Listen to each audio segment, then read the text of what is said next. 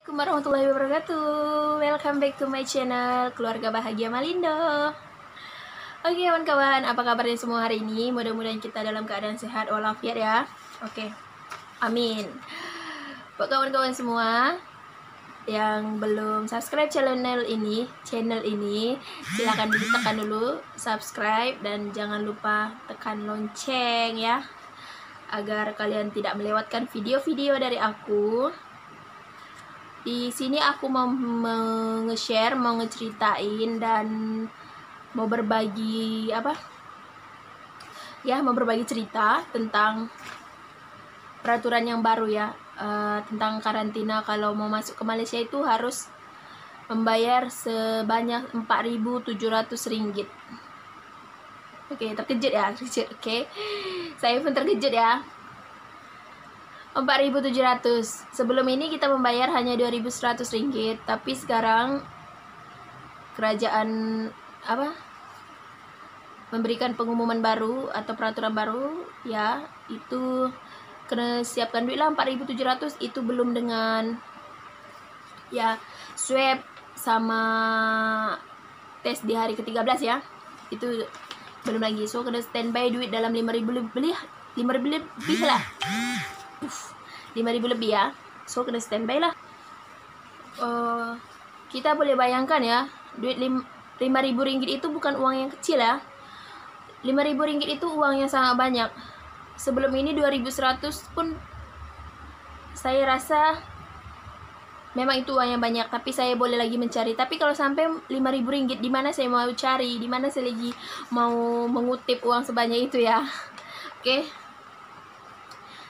Kalau ada lakinya itu yang kerjanya bagus, yang dia mungkin memiliki pekerjaan yang dikatakan oke, mungkin dia sanggup untuk membayar biaya karantina 4.700. Tapi ramai lagi orang dekat luar sana, ramai lagi yang suaminya hanya kerja biasa saja, pekerja kilang ataupun pekerja-pekerja ya dibilang biasalah ya. Tapi kita kena hadap juga ya. Saya hanya ingin memberitahu siapa yang mau balik ke Malaysia harus standby duit banyak lah, sekitar 5.000 ringgit lebih ya. Ini hanya untuk warga negara asing ya, yang tiba di pintu sempadan ataupun yang akan masuk ke Malaysia itu wajib membayar 4.700. 2.600 itu cas tetap pengoperasian station kuarantin. Oke. Aku tanya dengan suamiku itu apa. Oke, suamiku bilang itu macam cas untuk kita dibawa dari macam pelabuhan ataupun airport, itu dibawa ke tempat hotel, transportasi kan. Lepas tu biaya makan, lepas tu itulah biaya makan 150 ringgit per malam, itu untuk biaya hotel saja. Oke. Ya memang sulit ya, sulit untuk mencari duit sebanyak itu ya. Saya pun berpikir, kalau andai kata nama saya keluar, nama saya diluluskan untuk masuk ke Malaysia, saya pikir saya tak masuk dulu ya, sebab saya tidak memiliki duit sebanyak itu. Sebanyak 4.700 ringgit saya tidak memiliki duit itu. Semoga, saya harapkan adalah kelonggaran dari kerajaan, dari pihak-pihak kerajaan Malaysia untuk memberi kami kelonggaran, karena 4.700 ringgit itu sangat banyak dan kami mungkin ada yang sanggup, ada yang tidak sanggup. Mungkin kalau orang dari negara-negara luar mungkin dia sanggup. Contohnya negara-negara yang kaya, oke, yang pekerjaannya bagus, mungkin mereka mampu ya. Kalau untuk saya sendiri, saya kebetulan suami saya hanyalah pekerja biasa dan gajinya pun hanya cukup untuk makan dengan kehidupan sehari-hari saja ya.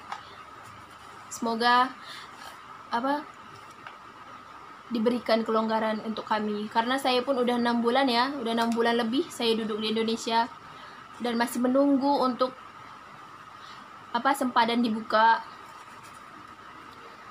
Suami saya pun selalu bilang, tunggu dulu, mana tahu ada kelonggaran. Tapi nyatanya hari ini saya sudah melihat peraturan baru itu, SOP baru itu dari Penspeknya Keselamatan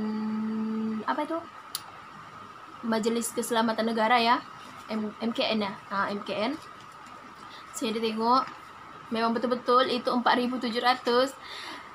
Dari semalam pun saya udah dengar gosip ini ya, udah dengar berita ini.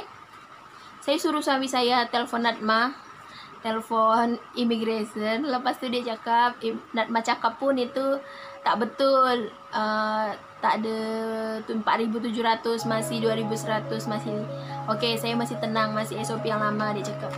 Lepas tu pagi ni laki saya pun telepon immigration. Lepas tu immigration cakap apa-apa berita yang tertulis dalam media sosial itu, kalau bukan dari kerajaan itu nggak betul. Cakap macam tu.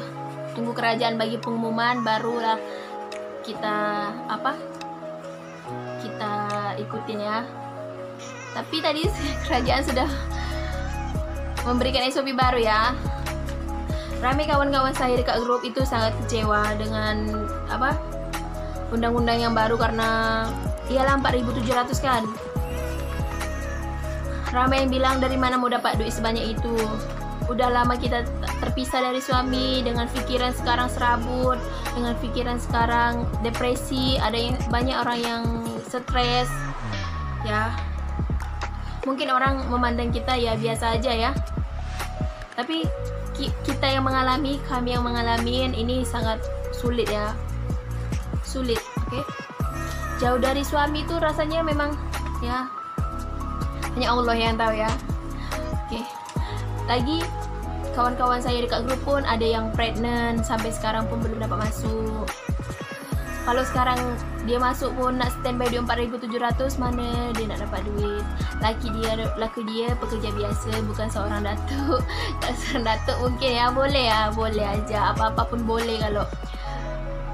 Kalau laki seorang datuk boleh dari Indonesia datang ke sini pun dari Malaysia datang ke Indonesia pun boleh, tinggal sewa peguam ya untuk uruskan, terus terbang ke Indonesia ya. Tapi untuk kami yang orang biasa ini ya, memang sulit. Saya akui sangat sulit. Bukan hanya saya yang stres, tapi suami saya pun stres. Selama masuk ini ke-7 bulan saya berpisah dengan suami saya, dan mendengar berita itu suami saya sangat sedih. Bukan hanya saya saja yang sedih, suami saya pun coba kuatkan saya dan coba bagi semangat untuk saya. Tapi hakikatnya saya tak boleh nak kuatkan diri, sebab 6 bulan saya terpisah. Saya harap ada kelonggaran dari kerajaan untuk saya masuk ke Malaysia, untuk kawan-kawan saya yang tersekat dekat sini. Tapi 4.700 kita harus standby, itu belum dengan swab. Kalau dalam satu bilik boleh 3-4 orang ya tak apa. Kalau satu orang 4.700, macam mana saya nak cari duit? Takkan saya nak pergi berhutang lagi.